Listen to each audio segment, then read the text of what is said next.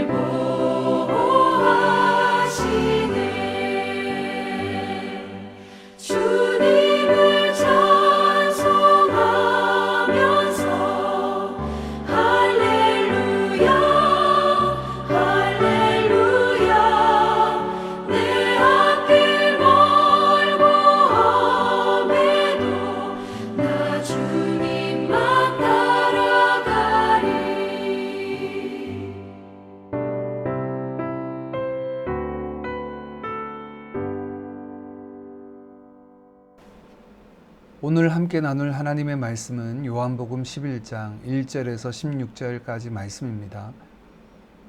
1절부터 16절까지 말씀 함께 보겠습니다. 어떤 병자가 있으니 이는 마리아와 그 자매 마리다의 마을 베다니에 사는 나사로라.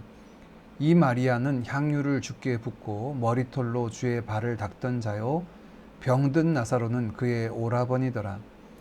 이에 그 누이들이 예수께 사람을 보내어 이르되 주여 보시옵소서, 사랑하시는 자가 병들었나이다 하니 예수께서 들으시고 이르시되 이 병은 죽을 병이 아니라 하나님의 영광을 위하며 하나님의 아들이 이로 말미암아 영광을 받게 하려 함이라 하시더라.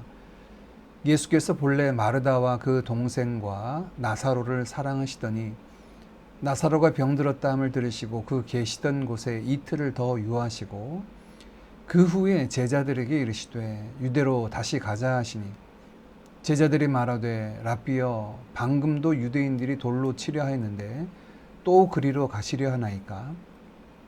예수께서 대답하시되 낮이 12시간이 아니냐? 사람이 낮에 다니면 이 세상의 빛을 봄으로 실족하지 아니하고 밤에 다니면 빛이 그 사람 안에 없는 고로 실족하느니라. 이 말씀을 하신 후에 또 이르시되 우리 친구 나사로가 잠들었도다. 그러나 내가 깨우러 가노라. 제자들이 이르되 주여, 잠들었으면 낫겠나이다 하더라. 예수는 그의 죽음을 가리켜 말씀하신 것이나 그들은 잠들어 쉬는 것을 가리켜 말씀하심인 줄 생각하는지라. 이에 예수께서 밝히 이르시되 나사로가 죽었느니라. 내가 거기 있지 아니한 것을 너희를 위하여 기뻐하노니 이는 너희로 믿게 하려 함이라. 그러나 그에게로 가자 하시니 디도모라고도 하는 도마가 다른 제자들에게 말하되 우리도 주와 함께 죽으러 가자 하니라. 아멘. 요한복음 11장과 12장에 걸쳐서 나오는 가족이 있습니다. 예루살렘에서 동쪽으로 약 2.8km 정도 떨어진 베다니라는 동네에 사는 나사로와 그의 누이 마르다와 마리아 남매입니다. 예수님의 예루살렘 방문 때마다 아마 이 가정은 예수님과 제자들을 섬겼던 것 같습니다. 그중 막내 마리아는 다음 장인 12장에서 예수님의 발에 향유를 붓고 머리털로 닦던 자였습니다. 이 가정에 대해서 5절은 이렇게 소개합니다. 예수께서는 마르다와 그의 자매와 나사로를 사랑하셨다. 예수님께서 마르다와 그의 자매와 나사로를 사랑하셨습니다. 11절에서는 나사로를 향하여 우리 친구라고 말씀하셔서 예수님뿐만 아니라 제자들과도 친분이 있고 함께 사랑하는 관계였음을 소개합니다. 이 나사로가 죽을 병에 걸렸고 두 여동생은 예수님께 사람을 보내어 오셔서 오라버니를 고쳐달라라고 청하였습니다. 그러나 예수님은 6절에 나사로가 병들었다 함을 들으셨지만 계시던 곳에 이틀이나 더 머무셨고 사흘째 되던 날에 일어나 유대로 향하셨습니다. 이는 예수님의 의도가 다분히 있었던 모습인데요. 그 목적을 먼저 4절 말씀이 이렇게 말씀하십니다. 예수께서 들으시고 이르시되 이 병은 죽을 병이 아니라 하나님의 영광을 위하며 하나님의 아들이 이로 말미암아 영광을 받게 하려 함이라 하시더라. 이 병은 죽을 병이 아니라 하나님의 영광을 위하며 하나님의 아들이 이로 말미암아 영광을 받게 하려 함이다 라고 말씀하십니다. 실제로 예루살렘 인근에서 나사로가 다시 살아난 일로 인해 예수님을 믿게 된 이들이 많았음을 성경은 전해주고 있습니다. 사람까지 보내어 예수님을 청하였던 마르다와 마리아는 얼마나 간절히 예수님을 기다렸을까요? 그러나 주님은 기다리고 가시지 않고 머물고 계십니다. 우리는 이런 주님의 모습 속에서 주님이 일하시는 그 목적과 때를 바라보게 됩니다. 주님이 일하시는 목적은 하나님의 영광을 받으시기 위함이고 그 때는 이를 드러내기 위한 가장 최적의 시간임을 보여줍니다. 저도 굉장히 마음이 조급한 편인데요. 가정의 일도 그렇고 교회 사역도 생각하는 때에 이루어지지 않으면 조급해지고 또 마음이 불편해지기도 합니다. 원하던 것이 이루어지지 않았을 때 주님을 기다렸지만 나사로의 죽음을 경험할 수밖에 없었던 것처럼 때로 실망하기도 하고 원망스러운 마음이 들기도 합니다. 이런 모습은 주님의 일하심의 목적과 때를 이해하지 못하고 신뢰하지 못해서인 것 같습니다. 오늘 주님은 이렇게 적절한 시간 하나님의 영광을 드러내시는 사역을 기다리시는 것은 특별히 마르다와 마리아, 나사로 가정 가운데 하나님께서 행하신 일들, 또 주님이 누구신지를 더 분명히 보여주기 위함임을 알 수 있습니다. 찬송가 가사처럼 우리 눈에 아무 증거 보이지 않아도, 우리 귀에 아무 소리 들리지 않아도 믿음만을 가지고서 걸어가는 것이 이 믿음의 삶인 것을 보여줍니다. 어떻게 그러면 우리는 확신할 수 있을까요? 눈에 보이지 않고 귀에 들리지 않아도 믿음만을 가지고 걸어갈 수 있는 이유는 우리 개인의 인생이 가장 적절한 때 역사하시는 아버지 하나님의 역사로 말미암아 여기까지 이르렀기 때문입니다. 뒤돌아보십시오. 하나님의 은혜의 역사, 그 가장 최적의 시간에 이루신 역사로 말미암아 우리의 선택과 계획에 의해서가 아니라 주님의 인도하심 따라 지금 여기에 우리가 있습니다. 뿐만 아니라 과거 이스라엘의 역사, 또 교회의 2000년 역사에도 하나님은 여전히 그 하나님의 영광의 때를 통하여 일하고 계심을 봅니다. 믿음으로 바라보고 주님의 영광을 구하는 우리 모두가 되기를 간절히 원합니다. 계속되는 예루살렘 행에서 종교 지도자들과의 논쟁으로 인해 예수님을 돌로 치려는 자들이 유대 지역 예루살렘에 많이 있어서 유대로 올라가자라고 하는 주님의 말씀에 제자들은 만류하였지만 주님은 일어나셨습니다. 아직 낮이니 주님이 일하실 때이고 어둠의 때가 이르지 아니하였다 말씀하십니다. 제자들의 만류에도 이렇게 대답하시는 것은 이중적인 의미가 있는데요. 주님이 세상의 빛이시고 밤이 되면 이 빛이 없어 사람들은 실족하게 된다 말씀하셔서 빛 대신 주님의 필요성도 말씀하시고 제자들의 만류에도 가셔야 될 그 이유와 당위성에 대해서도 말씀하신 것입니다. 예수님은 올라가시며 제자들에게 나사로가 잠들었고 내가 깨우러 간다라고 말씀하셨는데 제자들은 이 말씀을 병든 나사로가 잠이 들었기 때문에 실제로 그를 깨우러 간다라고 오해했습니다. 그래서 예수님은 다시 한번 분명히 그들에게 말씀하십니다. 나사로가 죽었다. 그리고 이후에 15절에 제자들에게 이상한 말씀을 전하십니다. 15절입니다. 내가 거기 있지 아니한 것을 너희를 위하여 기뻐하노니 이는 너희로 믿게 하려 함이라. 그러나 그에게로 가자 하시니 주님은 그곳에 있지 아니한 것을 제자들을 위하여 기뻐한다. 왜냐하면 제자들로 하여금 믿게 하려 함이다 라고 말씀하십니다. 죽을 병에 걸린 나사로와 함께 있지 아니한 것, 이것을 특별히 제자들에게 보여주시고 믿음의 자리로 초대하시는 것으로 말씀하신 것입니다. 오늘 본문에 등장하는 이 죽은 나사로를 살리시는 예수님의 이 기적의 사건은 요한복음에서 보여주는 예수님의 표적 중 마지막 7번째 표적입니다. 예수님이 이것을 통해서 무엇인가 보여주기 위함이죠. 특별히 제자들을 위한 것이다 라고 말씀합니다. 제자들의 믿음이죠. 어떤 믿음인가요?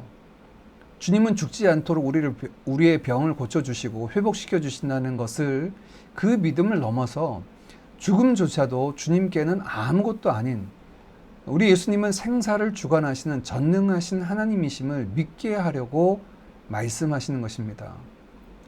병들어 죽지 않도록 고쳐주시는 주님을 향한 믿음도 있습니다.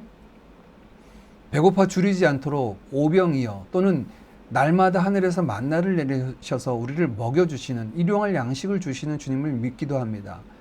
잔치의 기쁨이 끊어지지 않도록 물이 변하여 포도주를 주시는 주님을 넘어서 실제로 인생에서 가장 큰 문제라고 여겼던 죽음이 찾아오고 어떤 문제가 일어나도 우리 주님께는 그런 것은 아무것도 아니라는 사실, 죽음 너머, 문제 너머에 계시는 그 모든 것들을 주관하시는 주님이시다라고 하는 사실에 대한 믿음을 갖도록 그들을 초대하고 계신 것입니다. 죽음은 인생에 있어서 가장 큰 문제라고 하죠. 그러나 주님은 25절 말씀에 나는 부활이요 생명이니 나를 믿는 자는 죽어도 살겠고 무릇 살아서 나를 믿는 자는 영원히 죽지 아니하리라고 분명히 말씀하십니다. 우리 주님 앞에는 아무것도 문제가 되지 않습니다. 하나님 아버지는 만유보다 크심에 주님께 맡기신 이들을 하나도 잃어버리지 않으시고 영원히 멸망치 않고 영생 얻게 하신다 하신 약속은 반드시 이루어집니다. 죽음이나 그 어떤 것도 막아설 수 없습니다. 오늘 죽은 나사로의 일을 통하여서 그 믿음의 자리로 초대하고 계신 것입니다. 말씀을 정리하고 함께 기도하겠습니다. 오늘 본문도 주님께 가져야 할 우리의 믿음을 소개해 주고 있습니다.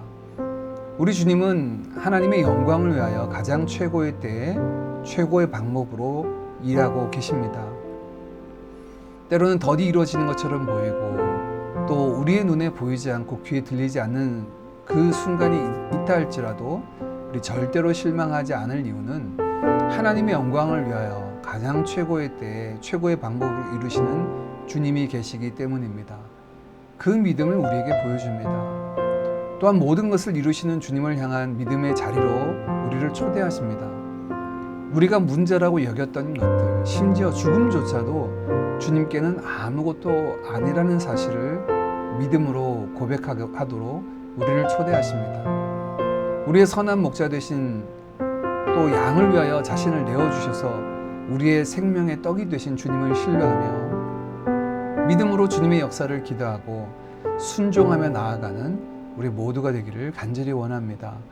오늘 말씀을 붙잡고 함께 기도하고 개인의 기도의 제목을 안고 기도하고 특별히 믿음의 형제 자매 우리 드림교회 지체들을 놓고 함께 기도하겠습니다.